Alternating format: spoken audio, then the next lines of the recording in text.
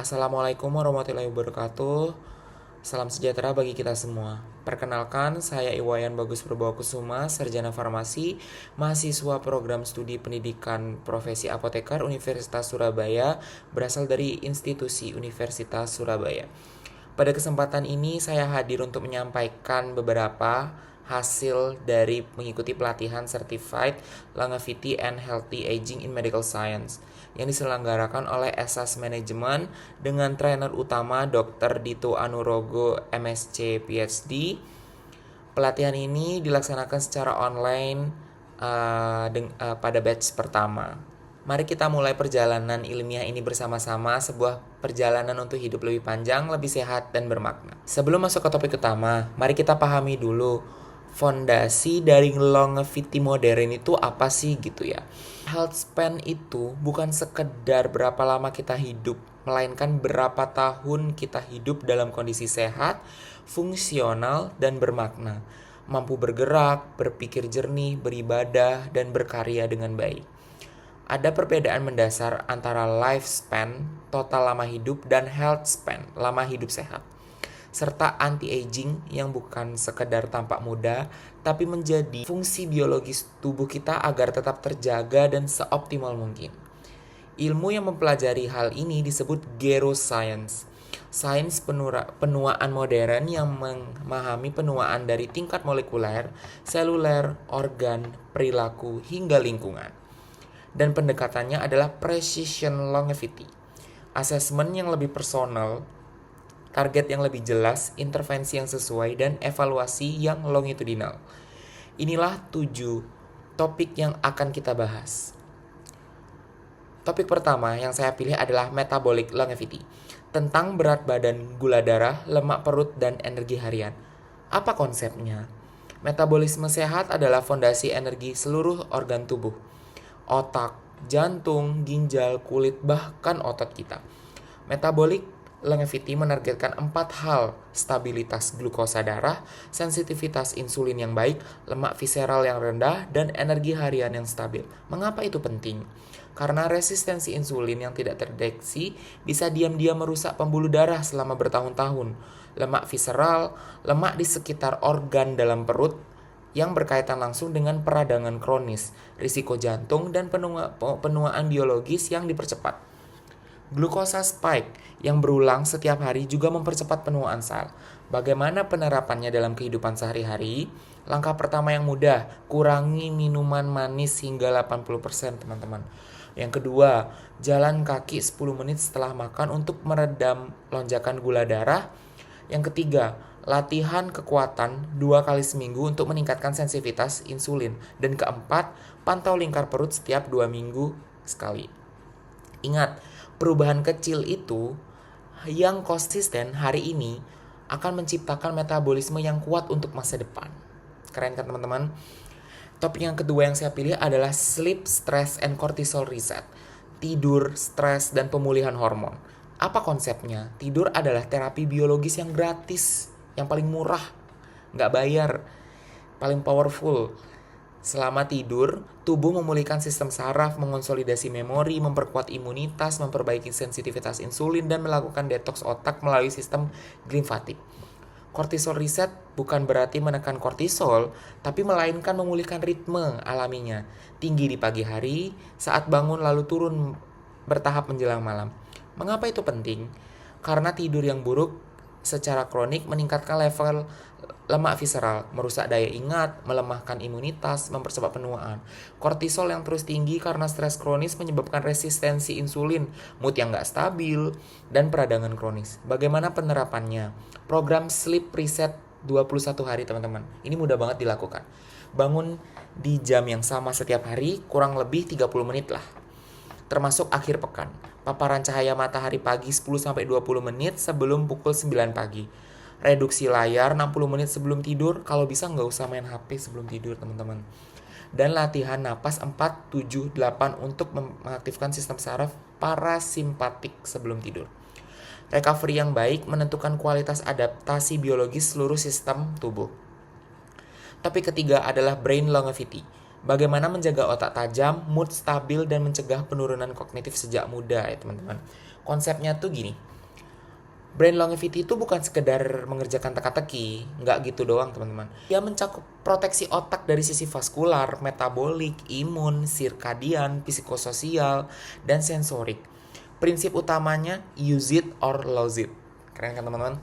Otak adalah organ yang plastis yang terus berkembang jika diberi stimulasi yang tepat. Mengapa hal itu penting?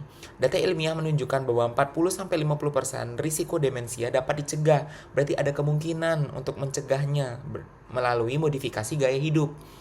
Hipertensi, diabetes, obesitas sentral, kurang tidur, depresi kronis, isolasi sosial adalah faktor risiko yang bisa dimodifikasi teman-teman. Intervensi sejak muda membangun cadangan kognitif yang menjadi perlindungan jangka panjang. Bagaimana sih penerapannya? Nah, ini ada 10 strategi dari brain longevity. Saya sampaikan hanya 5 saja yang paling praktis ya. Yang pertama, nutrisi otak. Perbanyak sayuran, buah beri, ikan laut, kacang-kacangan, minyak zaitun, kunyit.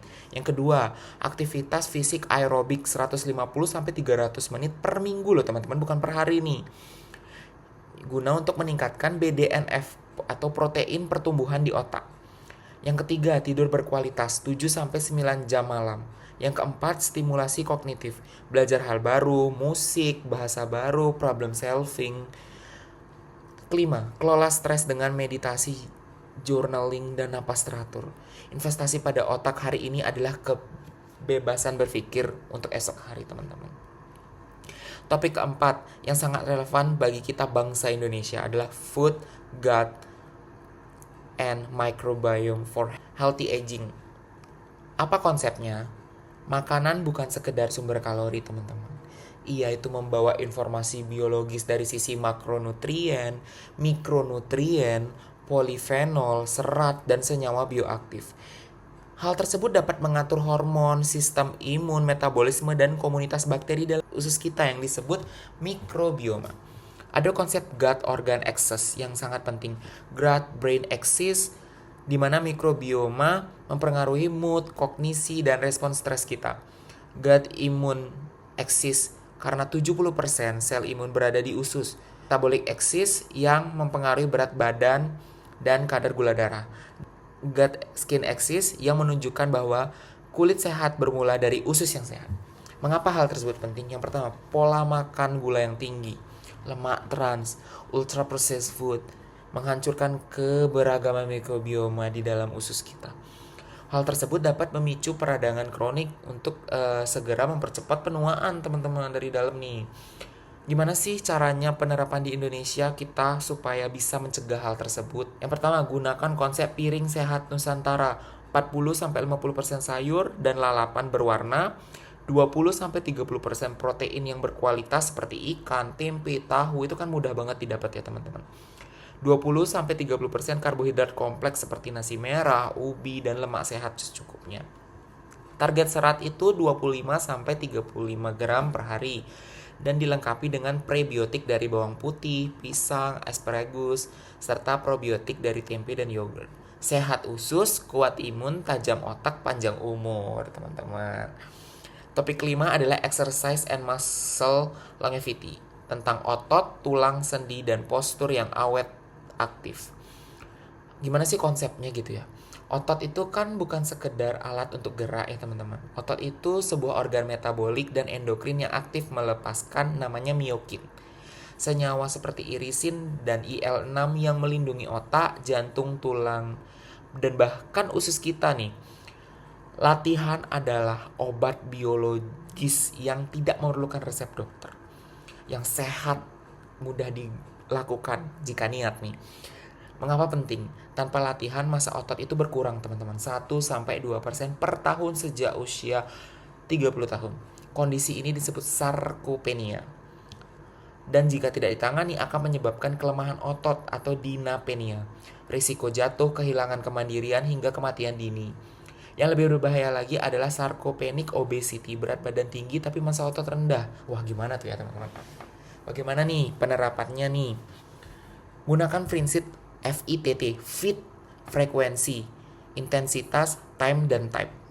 Frekuensi itu kombinasi aerobik resistensi dan latihan keseimbangan minimal 4-5 kali seminggu.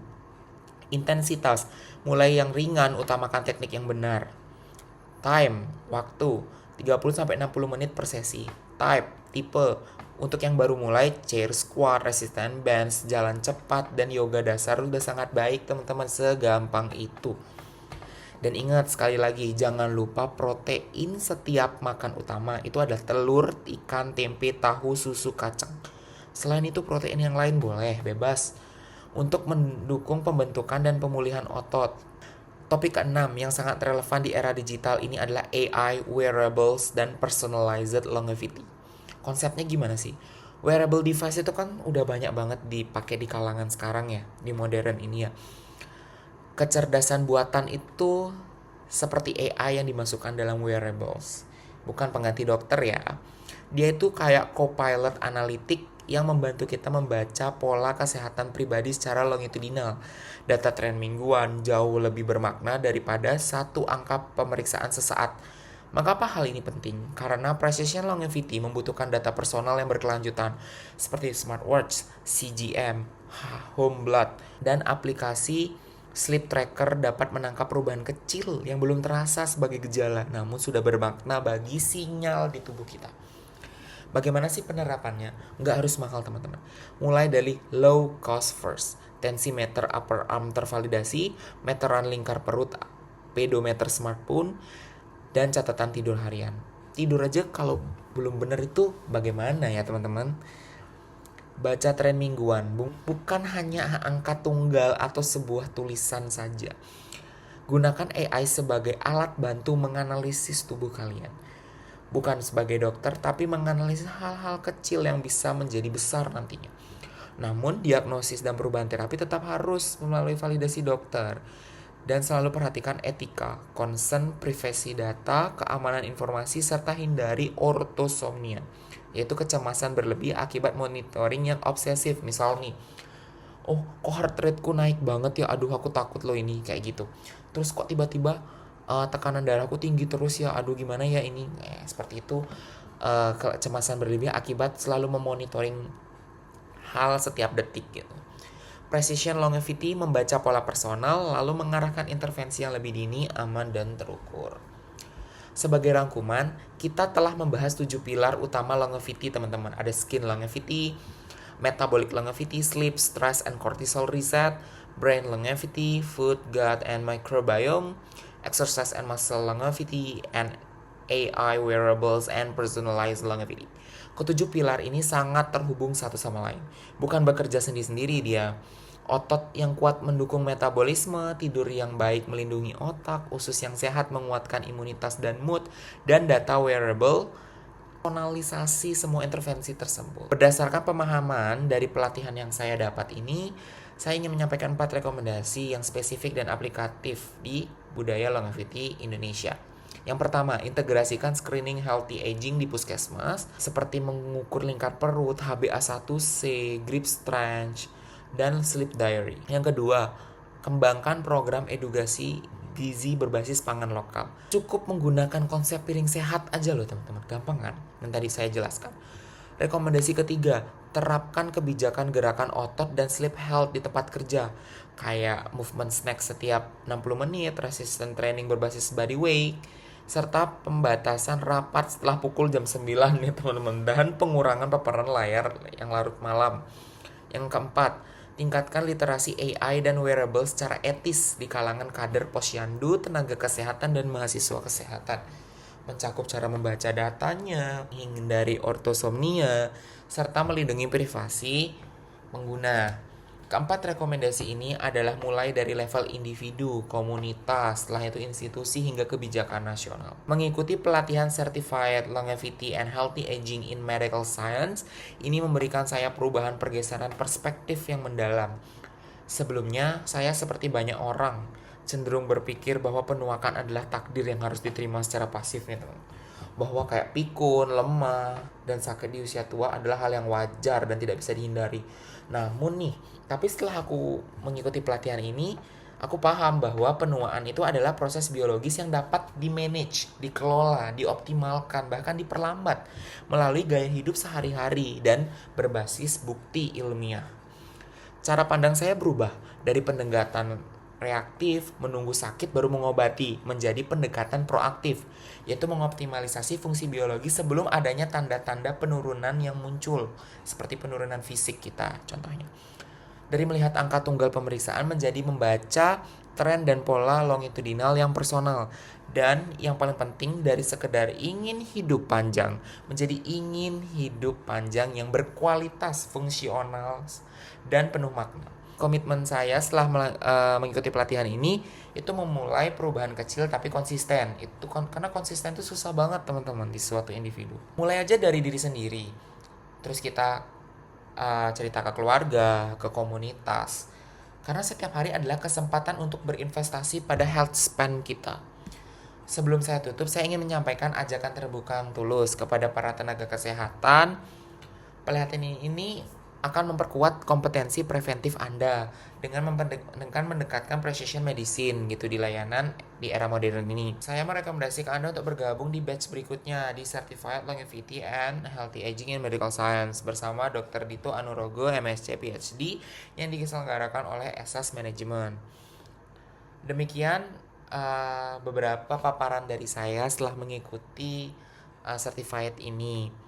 Saya mengucapkan terima kasih sebesar-besarnya kepada Dr. Dito Anurogo MSc PhD selaku trainer, moderator, serta seluruh tim SS Management yang telah menyelenggarakan pelatihan yang luar biasa ini. Mari kita bersama-sama membangun Indonesia yang lebih sehat, lebih kuat, dan lebih panjang usia dalam kualitas yang optimal. Hidup panjang bukan sekedar hadiah genetik, ia adalah hasil dari pilihan harian yang cerdas, konsisten, dan berbasis ilmu. Wassalamualaikum warahmatullahi wabarakatuh. Salam longevity.